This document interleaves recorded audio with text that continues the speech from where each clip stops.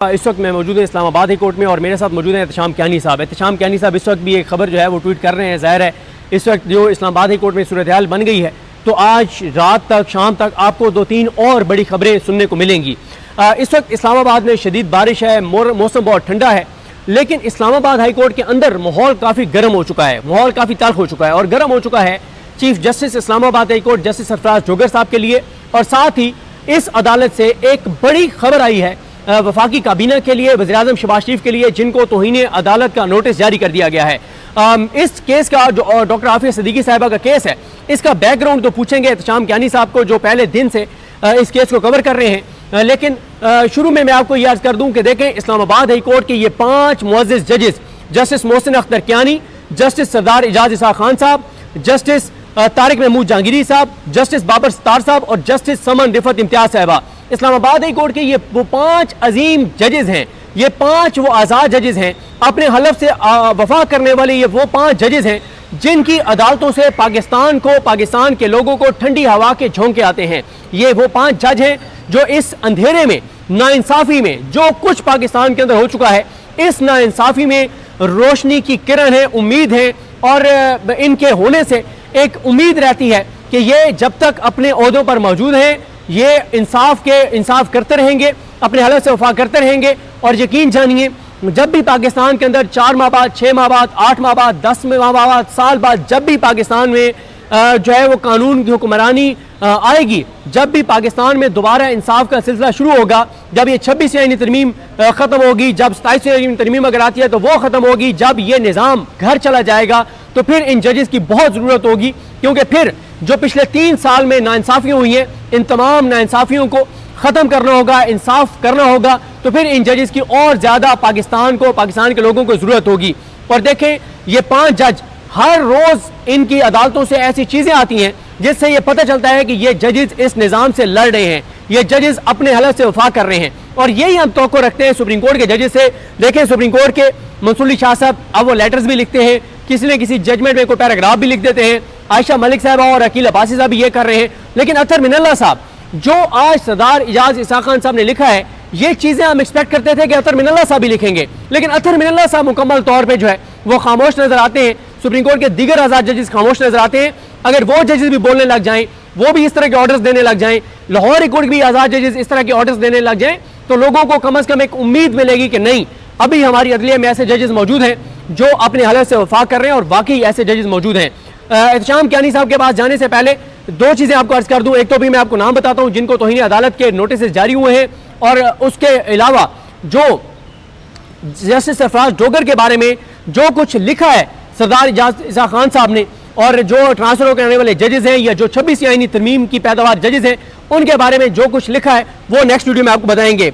जो तौहीन अदालत के नोटिस उन्होंने जारी किया, उसमें उन्होंने वज़ीर-ए-आज़म को और काबीना में कौन कौन है जिनको ये नोटिस हुए हैं, इसहाक डार, ख्वाजा आसिफ, एहसन इकबाल, राना तनवीर हुसैन, आज़म नज़ीर तारड़, चौधरी सालिक हुसैन, अलीम खान, जाम कमाल खान, अमीर मकाम, अवैस लगारी, अता तारड़, खालिद मकबूल सिद्दीकी, कैसर अहमद शेख, रियाज हुसैन पीरजादा, मुसद्दिक मलिक, मोहम्मद औरंगजेब, वज़ीर ख़जाना जो है आज चीमा, मोहसिन लकवी, तारिक फजल चौधरी, अली परवेज़ मलिक, औरंगजेब खान खिची, मोहम्मद हनीफ अब्बासी, खालिद हुसैन मगसी, मोहम्मद मुइन भट्टू, जुनैद अनवर, रजा हयात हिराज, सरदार मोहम्मद यूसुफ, शिजा फातिमा ख्वाजा, राना मुबशर इकबाल, सैयद मुस्तफ़ा कमाल, सईद इमरान शाह जो वज़ीर मुमलिकत थे, तलाल चौधरी, बैरिस्टर अकील मलिक, मलिक रशीद, खेलदास कोहिस्तानी, अब्दुर्रहमान कांजू, बिलाल अजहर कियानी, मुख्तियार अहमद भारत, मोहम्मद जुनैद अनवर चौधरी, वजिया कमर, राना सनौल्ला, डॉक्टर सैयद तौकीर हुसैन शाह, ये मुशीरान है, मोहम्मद अली, परवेज़ खटक, और जो मोमिनीन खुसूसी हैं इनको तो नहीं, बहरहाल जो ये ऊपर तक हैं इनको जो है वो हुए नोटिस। वैसे मैं मोमिनीन खुसूसी के नाम भी आपको वैसे बता देता हूँ। जो इस वक्त शहबाज शरीफ की टीम है, उसमें तारिक फातमी है, फ़ाद हारून है, मोहम्मद सादिक है, तारिक बाजवा है, हुमायूं अख्तर है, हुज़ैफर रहमान है, मुबारक ज़ेब खान है, तला बरकी और बिलाल बिन साकिब हैं। तो डॉक्टर आफिया सिद्दीकी का केस है क्या ऐसे ऑर्डर्स है इस्लामाबाद हाई कोर्ट के जिन पे अमल दरामद नहीं किया काबीना ने, जिसकी वजह से आज इनको तौहीन अदालत के नोटिस हुए? ये पूछते हैं एहतशाम कियानी साहब से। और ये भी शुरू में एहतशाम साहब ये बता दें कि आप कितना वक्त दिया है इस्लामाबाद हाई कोर्ट ने इनको तौहीन अदालत के जो नोटिस है उस पर जवाब जमा कराने के लिए, और इसके सारा बैकग्राउंड बताइए, केस क्या है और आज ये केस की कॉज लिस्ट क्यों जारी नहीं हुई थी, इस सारे पे आप जरा अपनी इंफॉर्मेशन जो आपकी है, जो आप कवर कर रहे हैं, उसके बारे में बताइएगा। बहुत शुक्रिया सदीक जान साहब। ये 2015 का केस है डॉक्टर आफिया सिद्दीकी की, जब चूँकि वो अमरीकी जेल में कैद हैं, वहाँ पे उन्हें सज़ा हुई तो पिटीशन एक ये लाई गई थी कि उनकी सेहत के हालात अच्छे नहीं हैं। वहाँ पे पाकिस्तान की तरफ से जितनी एफर्ट की जा सकती है उनकी सेहत के लिए, उनको कहाँ रखा गया, ये तमाम चीज़ें उसको मद्देनज़र रखा जाए। 2015 से इस पिटीशन पे कोई खातिर खा उस पर डेवलपमेंट नहीं हुई थी, लेकिन जब से जैसे सरदार एजाज इसाक खान इस पिटीशन को सुन रहे हैं, बहुत बड़ी डेवलपमेंट्स हमें देखने में आई। उसमें ये हुआ कि उसमें वहाँ पे जो वकील हायर किए गए उनको वीडियो लिंक के ज़रिए लिया जाता अमेरिका में, और वो कोर्ट को बताते कि आफिया सिद्दीकी बड़े मुश्किल हालात में वहाँ पे रह रही हैं, उनके साथ क्या ट्रीटमेंट हो रहा है। इस दौरान चूँकि यहाँ से भी उनकी जो लीगल मुआवनत थी उसके लिए वकील मौजूद थे, तो अदालत में ये मामला ज़ेर बहस आया। जो वहाँ के वकील हैं उन्होंने क्लाइव स्मिथ, उन्होंने कहा कि पाकिस्तान से अगर उनकी क्लेमेंसी पिटीशन फ़ाइल की जाए और गवर्नमेंट उसके साथ खड़ी हो जाए तो उसका इम्पैक्ट होगा। तो जस्टिस सरदार एजाज इसाक खान ने ये पूछा कि प्राइम मिनिस्टर एक लेटर क्यों नहीं लिख सकते अमरीकी सदर को डॉक्टर आफिया सिद्दीकी की रिहाई के लिए, जो क्लेमेंसी पिटीशन हो उसके सुप्रीमेंट में, कि फेडरल गवर्नमेंट भी उसके साथ खड़ी है। तो ये मल्टीपल हेयरिंग्स हुई, उसके बाद ये उसका नतीजा आया कि वज़ीर-ए-आज़म शहबाज शरीफ ने अमरीकी सदर जो बाइडन को ख़त लिख दिया, और उस ख़त में ये लिखा गया कि डॉक्टर आफिया सिद्दीकी इतनी कैद काट चुकी हैं, उनको माफ़ी दी जाए और उनकी जो क्लेमेंसी पिटीशन है उसको मंजूर अदालती हुक्म के ऊपर, अदालती हुक्म के ऊपर उस पर जवाब नहीं आया। तो अदालत ने यह भी कहा कि प्राइम मिनिस्टर अगर ख़त लिख रहा है तो प्राइम मिनिस्टर का स्ट्रेचर है, एक मुल्क की दूसरे मुल्क के साथ कम्युनिकेशन है, तो उस पर रिप्लाई ना आना जो है ये हमें अपनी पोजीशन बताती है कि हमारी स्टैंडिंग क्या है, हम आज कहाँ खड़े हैं। तो वो रिप्लाई भी नहीं आया। उसके बाद पाकिस्तान से अदालती हुक्म पर एक वफ्द बनाया गया जिसमें सेनेटर्स मौजूद थे, शायद नेशनल असम्बली के मेंबर्स भी मौजूद थे, उसके अलावा दीगर लोग मौजूद थे, डॉक्टर थे। तो ये वफ्द भी अमेरिका गया और वहाँ जाकर उन्होंने डॉक्टर आफिया सिद्दीकी की सेहत से मुताल्लिक उनसे मुलाकात भी की और इस तमाम सूरत हाल का उन्होंने जायज़ा लिया। इसका पर्पज़ ये था कि वहाँ पे जाकर वो लॉबिंग करें, जो वहाँ के सेनेटर्स हैं या जो वहाँ पे लेजिस्लेचर के जो मेंबर्स हैं उनसे जाकर मुलाकातें करें और वहाँ पे एक लॉबिंग की जाए, इम्पैक्ट बनाया जाए, एक सिचुएशन क्रिएट की जाए। तो वहाँ जब ये गए तो पाकिस्तानी जो सफ़ीर हैं अमेरिका में वो बड़े रिलेक्टेंट थे, वो बड़े दूर दूर रहते थे, इन मुलाकातों में शरीक नहीं होते थे, इनका हिस्सा नहीं बनते थे। तो अदालत ने उस पर भी एक ऑर्डर जारी किया कि दफ्तर ख़ारजा का इस पर क्या मौक़िफ़ है, क्या ये कोई खौफ मौजूद है कि अगर पाकिस्तान की रियासत इस पर खड़ी होती है, सफ़ीर उनके साथ साथ होते हैं, तो कोई ये डर है कि वहाँ से कोई सख्त एक्शन ना लिया जाए। हालांकि जो वफ्द भेजा गया है वो रियासत पाकिस्तान की तरफ से भेजा गया वफ्द है, उस पर रिप्लाइज आए, मुख्तलिफ सिचुएशंस इमर्ज करती रहीं, उन पर रिप्लाइज मिलते रहे। फिर अदालत ने जब ये बताया गया कोर्ट को कि वहाँ पे डॉक्टर आफिया सिद्दीकी की रिहाई के लिए एक क्लेमेंसी पिटीशन रैम की अपील वहाँ पे फाइल की जा रही है, जिस पे डिसीजन होना है, और अगर फेडरल गवर्नमेंट इस पे साथ खड़ी हो जाए तो उस पर बड़ा इम्पैक्ट आएगा।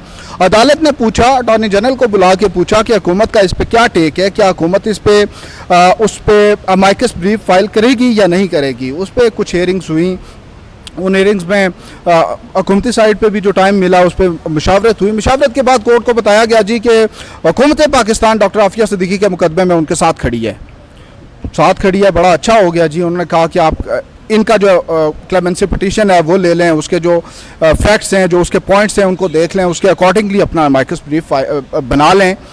तो उसके बाद अचानक से ये हुआ कि फेडरल गवर्नमेंट अपने किए हुए फैसले से पीछे हट गई। उन्होंने कहा जी हम कोई माइकस ब्रीफ वहाँ पे फाइल नहीं कर रहे। कोर्ट ने कहा यानी रैम की अपील उन्होंने फाइल की हुई है, वहां पे डॉक्टर आफिया सिद्दीकी ने अपने वकील के जरिए पहले कहा गया है कि शहबाज शरीफ सरकार आफिया सिद्दीकी के साथ खड़ी है और ये उसका हिस्सा बनेगी उस रैम की अपील का। फिर ये पीछे हट गए, पता नहीं ऐसा क्या हुआ कि पीछे हट गए। और एक चीज़ और जो आपने बहुत इंपॉर्टेंट की, दोबारा उसको बता दो अपने नाजरीन को, कि जब पाकिस्तान से एक डेलीगेशन गया और डॉक्टर आफिया सिद्दीकी के लिए, तो पाकिस्तान के जो सफ़ीर हैं अमेरिका में उन्होंने इनको उस तरह से फैसिलिटेट नहीं किया, मुलाकातों का हिस्सा नहीं रहे, उन्होंने वो सपोर्ट नहीं किया जो वहाँ पर उनको सपोर्ट करनी चाहिए थी। अच्छा, अब जब फेडरल गवर्नमेंट का ये टेक है कि हम उसमें माइकस ब्रीफ फाइल नहीं कर रहे, तो कोर्ट ने कहा कि आपने ये फैसला किया है, इसकी वजूहात क्या हैं, किन रीजंस की बुनियाद पे आपने ये फैसला किया है। तो एडिशनल अटॉर्नी जनरल कोर्ट को नहीं बता पा रहे थे।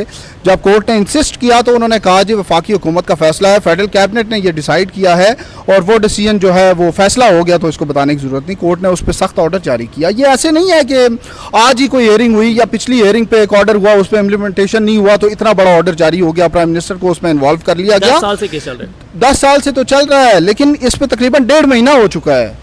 4-5 हियरिंग्स पे वक्त मांग चुके हैं कि हम रीजंस कोर्ट के सामने रखेंगे।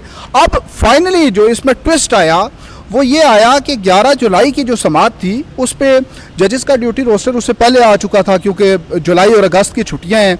तो जस्टिस सरदार एजाज इसाक खान ने 21 जुलाई से छुट्टियों पे जाना है, 31 अगस्त तक, 31 है या 30 है, तब तक उन्होंने छुट्टियों पे जाना है।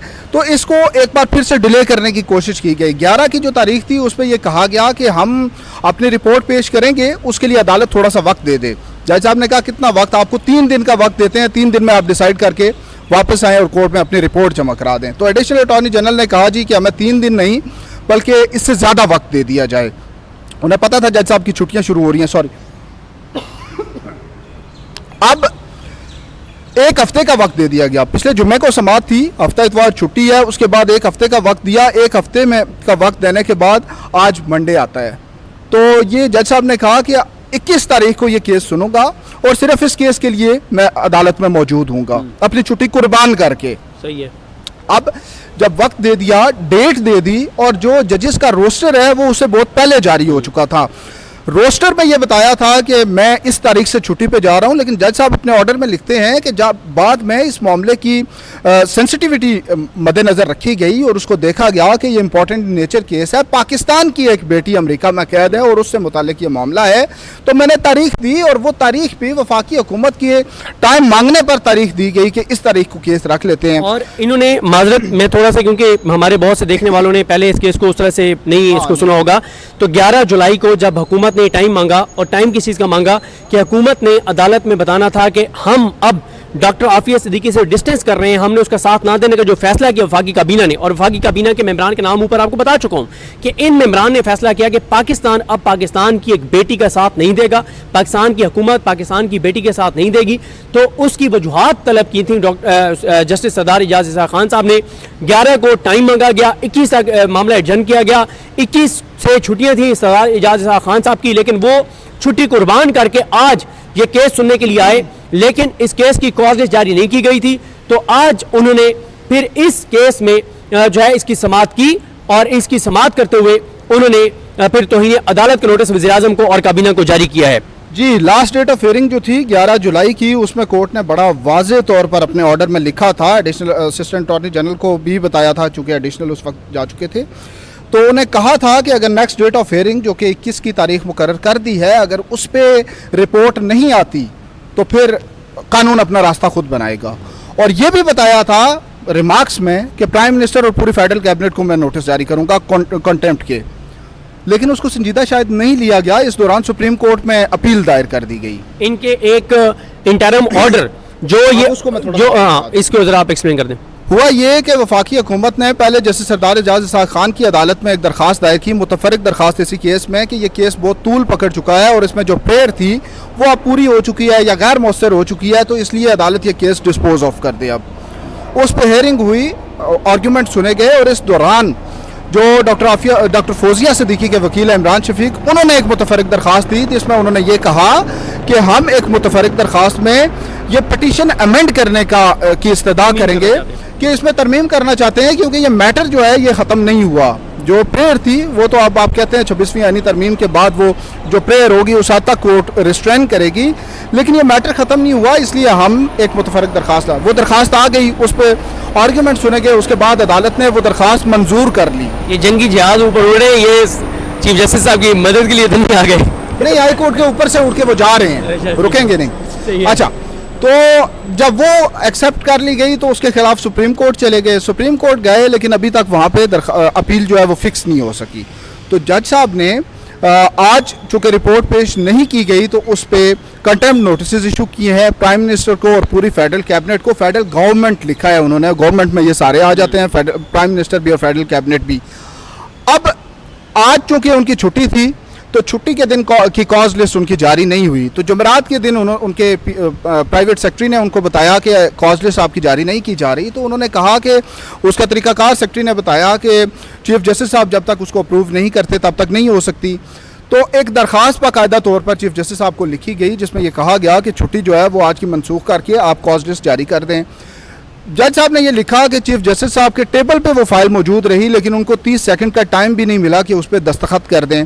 अब उस पर उन्होंने एक बड़ी मज़ेदार बात लिखी है। उन्होंने कहा कि यह भी हो सकता है कि दानिस्ता तौर पर उन्होंने ना किया हो, लेकिन जो माजी में होती हुई चीज़ें हैं जिसमें इनकी अदालतों से केसेस निकाल लिए जाते थे, कॉजेस तब्दील की जाती रहीं, इनकी कोर्ट में लगा हुआ कंटेम्प्ट का केस जो था वो भी यहाँ से निकाल के दूसरी अदालत में मुंतकिल किया गया। और दूसरी तरफ हुकूमत की तरफ से जो मज़ामत है डॉक्टर आफिया सिद्दीकी केस में, इन तमाम चीज़ों को अगर मद्देनज़र रखा जाए तो वो कहते हैं मेरा मौक़िफ़ दुरुस्त है कि ये दानिस्ता तौर पर ये चीज़ नहीं की गई। हम नेक्स्ट वीडियो में डिटेल के साथ बात करेंगे। अजान भी शुरू हो गई है, आपने बड़े ज़बरदस्त तरीके से बैकग्राउंड एक्सप्लेन किया है। इंशाल्लाह नेक्स्ट वीडियो में आपको बताएंगे कि chief justice Islamabad high court justice Sarfaraz Dogar के बारे में आज सरदार एजाज इसा खान साहब ने क्या फैसला दिया है, क्या हुक्म दिया है, क्या ऑब्जर्वेशन दी हैं। नेक्स्ट वीडियो में बात करेंगे। और एहतशाम भाई आपका बहुत बहुत शुक्रिया, हमें अपने दुआ में याद रखें। अल्लाह हाफिज़।